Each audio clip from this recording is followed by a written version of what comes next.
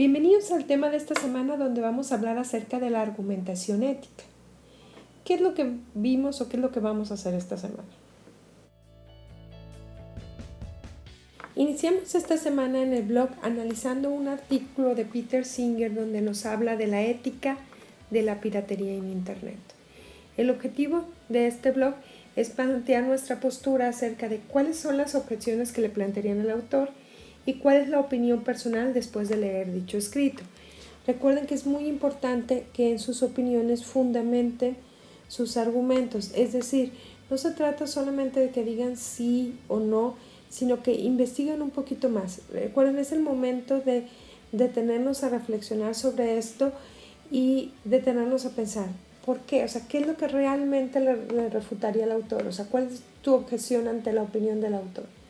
Y cambió tu postura, ¿sí? Al ver una perspectiva diferente a la tuya, ¿te hizo que realmente pudieras cambiar de opinión o te mantuviste en tu misma postura? Y es precisamente en el material de esta semana donde vamos a analizar la cuestión de la argumentación, porque es importante la argumentación. Vamos a iniciar viendo un capítulo sobre el subjetivismo en la ética en el libro de texto de Rachels. Luego, en unos videos vamos a explicar cuáles son los tipos de razonamiento y las falacias que existen. También vamos a ver si depende la moral de la religión y vamos a consultar un artículo sobre la realidad tolerada de Denise Dresser. Y recuerden, es importante que vayan haciendo sus notas acerca de los puntos importantes de lo que vamos viendo en cada una de las semanas para que el momento de su examen final pues les facilite mucho todo esto. Todo este material va a estar cubierto en el examen final. Algunos de los puntos más importantes sobre los conceptos que se abordan en el material de esta semana son, primeramente, en el subjetivismo de la ética. ¿A qué nos referimos con subjetivismo ético? Esta es la idea de que nuestras opiniones morales están basadas en nuestros sentimientos y nada más. Desde esta perspectiva no existe algo objetivamente correcto o incorrecto. Esto comenzó como una idea sencilla en donde David Hume nos planteaba que la moral es cuestión de sentimiento más que de hecho. Rachel nos plantea unas etapas del subjetivismo ético. Inicia con el subjetivismo simple. Aquí, cuando una persona dice que algo es moralmente bueno o malo, esto significa que aprueba esa cosa o la desaprueba, pero nada más. Una de las objeciones principales a esta etapa es que el subjetivismo simple no puede explicar nuestra afabilidad. Ninguno de nosotros es infalible. Asimismo, no puede explicar los desacuerdos. Por otro lado, el emotivismo, que es la segunda etapa, comienza con la observación de que el lenguaje se emplea en varias formas. Uno de sus usos principales es describir los hechos, o por lo menos describir lo que creemos que son los hechos. El emotivismo no interpreta los juicios morales como enunciados que pueden ser verdaderos o falsos, y por lo tanto el mismo argumento no funciona en su contra, puesto que las órdenes y las expresiones de actitud no son verdaderas o falsas. La gente no puede ser infalible con respecto a ellas. El emotivismo subraya que hay más de una manera en que la gente puede estar en desacuerdo. Y uno de los principales problemas del emotivismo fue que no pudo explicar cuál es el lugar de la razón en la ética. Por último, el juicio moral. Un juicio moral debe estar respaldado por buenas razones. A falta de estas razones, pues hablamos de que es meramente arbitrario.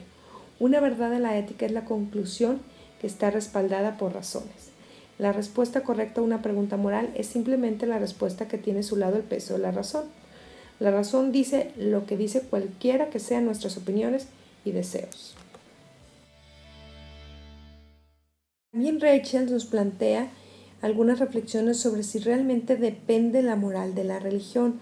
Algunos puntos importantes que menciona es cómo lo incorrecto y lo incorrecto no deben definirse en términos de la voluntad de Dios, cómo la moral es cuestión de razón y de conciencia y no de fe religiosa, cómo las consideraciones religiosas no dan soluciones definitivas a problemas morales específicos que confrontamos. Nos habla de que la moral y la religión son diferentes y no cuestiona la validez de la religión. No supone que el cristianismo o cualquier otro sistema teológico sean falsos. Los argumentos muestran que incluso si los sistemas religiosos son verdaderos, la moral sigue siendo parte. También nos menciona los tipos de razonamiento que podemos encontrar. Tenemos deductivos, no deductivos o razonamientos por analogía. Los deductivos, la conclusión deriva necesariamente de las premisas. ¿Es correcto? Sí, solo si tenemos una premisa verdadera y llegamos a una conclusión verdadera. Los no deductivos, la conclusión no deriva necesariamente de las premisas y el razonamiento por analogía no se basa en la certeza, es tan solamente una probabilidad. Por último, hablamos de lo que son falacias. ¿A qué nos referimos con falacias? Falacia es aquel argumento incorrecto, pero que realmente nos persuade. Es un error en el razonamiento. Tenemos diferentes tipos de falacias. Por ejemplo, hablamos de la apelación a la ignorancia. Es cuando aceptamos una conclusión porque no hay pruebas en contra de ella. La falacia de composición reside en atribuir las características propias de un elemento al todo en el que se integra. O el de la división, que atribuimos las características propias de un todo a cualquiera de sus elementos. Apelación a la piedad. Buscamos la compasión de alguien para que acepte como verdadera una conclusión simplemente por compasión. Apelación al pueblo hace referencia a lo que hace todo el mundo, a la mayoría. No importa que esté bien o que esté mal, pero si todos lo hacen, debe ser correcto. Falacia del falso dilema. Consiste en proponer dos alternativas como si fueran las únicas posibles o las únicas existentes. Y en la actividad de esta semana vamos a utilizar precisamente la cuestión de las falacias. Les voy a pedir que seleccionen uno o varios escritos donde ejemplifiquen 3 tipos diferentes de falacias de las que acabamos de analizar, justificando en cada una de ellas cuál es el error argumentativo que cada una de ellas presenta. Recuerden que el escrito debe contener 3 elementos esenciales: la premisa de análisis, argumentos claros y bien articulados, basados en lo que se discutió en el blog, en lo que se leyó en los materiales, lo que se expuso en el texto y en este video de contextualización, y una conclusión personal que recoja con claridad lo aprendido en el tema. Recuerden que es importante que incluyan todas estas referencias que utilicen en sus argumentos en formato de APA en su actividad. Pues muchísimas gracias, nos vemos la próxima semana.